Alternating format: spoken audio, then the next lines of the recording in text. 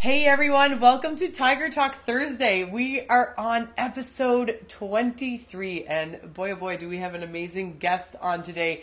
Former NHLer Doug Smith is here. For those of you that are new to the series, this is transitioning to life after sports, and the motivation came from, unfortunately, having some family and friends go through some difficult times, and those that are suffering in silence that I know that are good friends. And we wanted to create a community and a space for people to come and share their stories, and know that you're not alone. If you are going through something that, as Doug actually says, it's a competitive advantage to share your stories and to speak up. So I do have a bio, and it's attached. And Doug and I have just been off camera, and instead of reading you everything that he's been through, I want to dive into his work. But just so you know, he played 11 years in the NHL? 11 years pro. 11 years pro, 607 games to be exact, and with 5 different NHL teams. We've got Los Angeles, Buffalo Sabres, Edmonton Oilers, Vancouver Canucks, and the Pittsburgh Penguins. Unfortunately, in game 607, he went headfirst into the boards, and you said you shattered your neck into 100 pieces, right? Yeah, I shattered my neck, C5 and C6, and had to start life all over again. So, as you know, shattering it. So we're going to dive right into that because he's written 2 books. He's an established speaker. He's a published author, and I want to get all his insight as best we can onto this video. Okay, so let's go back to your playing days. I'm just going to bring this up. Let's go back to your playing days. And yes. You're in game 607. You're probably getting ready to play. What's happening? Oh, it was a dump and chase. You know how many times we do that, yeah. Right? Dump the puck in and chase it.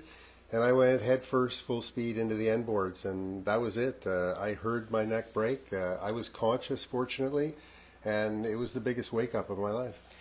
Okay, so there's a picture of you online where you're face down into your gloves. Yeah, so I fell onto my gloves, and my head was resting on my gloves, but my neck was broken, and all the ligaments were torn. So if I wouldn't have had my gloves there, I likely wouldn't be here today. So I was right on the edge when it happened, and as soon as it happened, I had this realization that all this trying to be the best in the world was over, and it was time to start trying to be the best for the world. I didn't see all the things that I had done great, all the goals I had scored. Mm-hmm.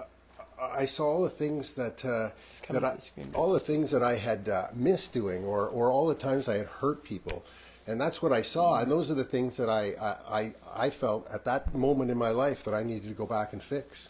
That's really interesting, and I saw that in your TED Talk about if I survive this, I want to go back and. One, you probably had to do some forgiveness of self, but go back and address those people that you had hurt in your life along the way.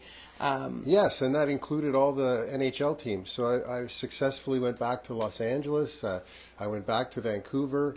I had conversations with Quinn, with Scotty Bowman, with all these people that I really didn't say thank you to when I was there. Mm. You know, I had this high expectation that I was supposed to be there, and that wasn't right. And so I went back and apologized for those things. That's remarkable. Now, Quinn, I noticed in your TED Talk, you said in year 3 in Los Angeles, you had gone to them and had asked for a trade. Mentally, you weren't feeling like you were playing the way that you knew how to play. Mm. What was going on there? Because a lot of this work that both of us do is around mindset. You do a lot around the subconscious mind and everything like that. But what was going on in your life that you were at that space as an athlete? And I feel like a lot of athletes that do watch this or will eventually watch this, there are going to be some times in your career where you don't align with the best version of yourself as an athlete, right? So what was going on for you? And that made me a healthy scratch in LA. With the things that had happened over a 3 or 4 year period of time put me in the press box. And I was physically able. And then finally, Scotty Bowman stepped in and made a trade.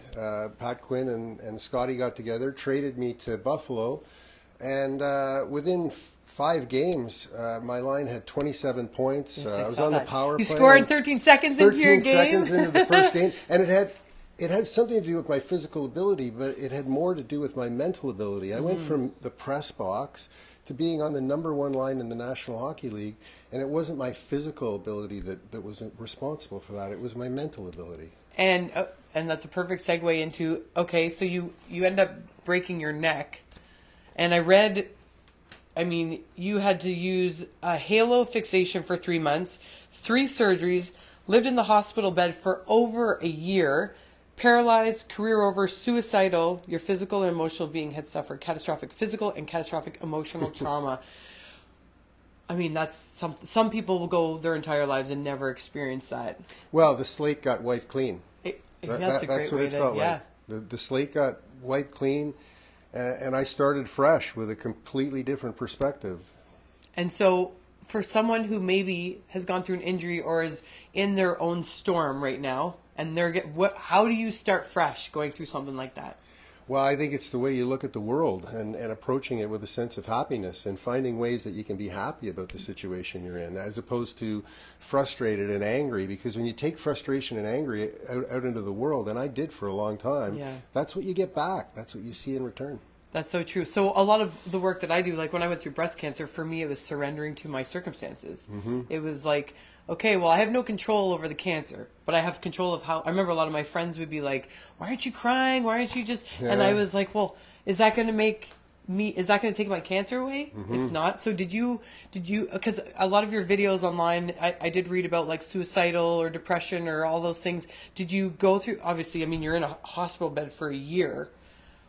Take us on that emotional roller coaster. Was it like denial to acceptance? I was after the gate lab. I was after the science behind what happened to me. That is the only thing I could think about, was going after the science, getting into the gate lab, seeing what the deficits were. I couldn't get into the gate lab because my deficits were so gross. For people that say gate lab, what does that mean? Well, it's a place you go where they can measure your gait, your stepping, and how you walk. They can see the deficits that you have. I wanted to be able to see that, so I knew what I had to work with. Not only that, so I could see the progression of my healing. Because with a spinal cord injury the athlete or mental is already health, trying to figure out how he can win the next game. But with the spinal cord and with mental health, you can't see your improvement because the improvement can take so long. Actually, tell us about that. So he has his 4-3-4 system. You could talk forever with Doug. He's got an amazing. Actually, do you want to show your two books? Oh, sure. He's written two books. We've got both. There they are. Yeah. So, but there's a system that he talks a lot about in his work. And it's your systematic approach to improving performance. Yes. Take us through the 4-3-8 system. Wow, it's so simple. There's awareness is the first step. And, the awareness is that our subconscious brain controls us. It controls 95% of us. And it only has 3 priorities. And if you serve these 3 priorities, your life will consistently get better. Amazing. So the 3 priorities are meeting basic needs, clarity of thought, and helping other people.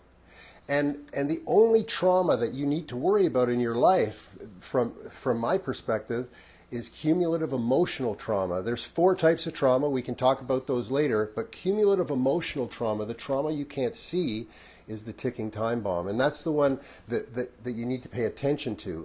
But awareness that your subconscious is what you need to work on. Meditation is something that you need to do. So important. Let's go back to the ticking time bomb, because those of you that are watching, when I saw you say this, I had like a very big aha moment. And I had to take lots of notes when I was watching his video. He says it's like carbon monoxide to our brains, cumulative emotional trauma. And that's where, his 4-3 system is how you disarm it. But explain why it's like a ticking time bomb. So again, cumulative emotional trauma is... I got this, and this is psychiatry now. We're getting into psychiatry. And I don't spout psychiatry because I'm not a psychiatrist. But Dr. Georg Northoff wrote 2 encyclopedias, Unlocking the Brain. The first one is coding, and the second one is consciousness. So the brain gets coded by what's around us. Yep. There's a little gap in our brain, and then we become conscious of it. So becoming what we're around is what we do. That's how we operate as human beings. So always be cautious that when you're in situations, you're being coded, then there's a gap, then consciousness occurs. And so be safe. Then you were aware. Be safe, be aware. And so that's the awareness. And so the 3 priorities, meeting basic needs, clarity of thought, and helping other people, cumulative emotional trauma. There's only a few things that you need to know that you can study, and you'll see a consistent improvement in your performance. So to viewers that maybe have never heard that term before, give us some examples of cumulative emotional trauma. Is that what happened to you as a child? Well, you don't want to go to work Monday mornings. You can't wait till Friday and the weekends. You're trying to get out of situations that you should be enjoying going to. Interesting. That's cumulative emotional trauma. You got to ask yourself, what's happening to me that's stopping me today that wasn't stopping me tomorrow or when I started?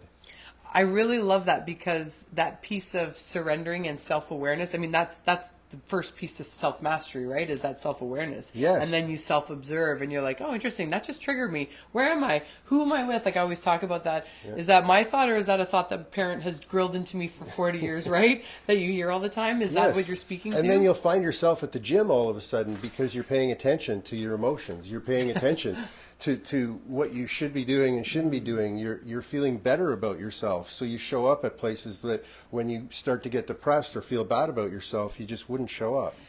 Oh, my favorite line, keep showing up.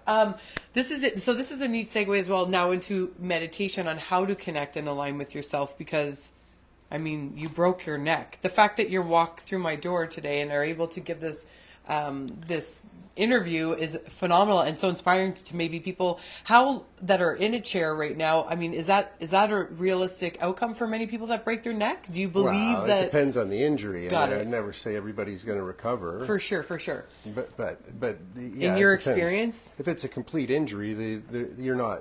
The likelihood of you getting better is very slim. You got to change your approach to success. Yeah, for sure. So, and tell us how you did that in terms of, because we talk a lot about in your there's tons of information with Doug. He's just like a fountain of information. In his TED Talk, he mentions a couple things. He talks about ADD and ADHD and his parents. And you talk about your mom a lot and her belief in you. And I love that she drove 500 miles. Right. But the ADD, ADHD, you said your parents, instead of giving you medication, they had you start meditating. Yeah, they took me to a place near where we are right now, to a basement, a transcendental meditation. If anybody knows meditation, there's different forms of it, all the way to mindfulness-based stress reduction out of the University of Massachusetts.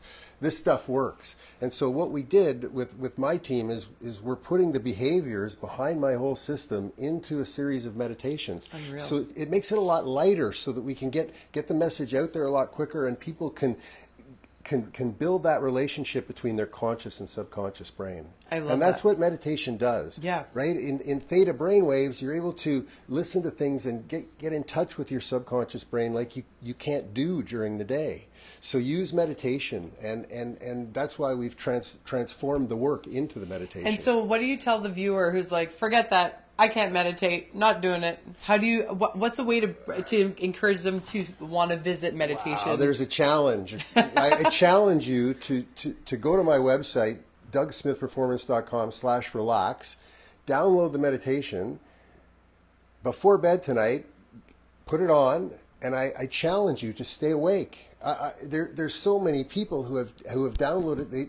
They just can't stay awake, and that's what we want. We want sleep. We want to go into that system where we're getting rest, so we can rebuild. So when I did it, I did fall asleep, and I usually never fall asleep. I did. I woke up at, I think it was around 6 minutes, and you were talking about smiling, and I was like, oh no! I told them I would listen to this meditation, and I totally missed it. See that, and that's the space you want to be communicating with your brain, inside that theta brain space, because it gets locked in, and then you get 95% of your human functioning. It worked on me, and you guys know how busy, and I do. I have done meditation, but that was the beauty.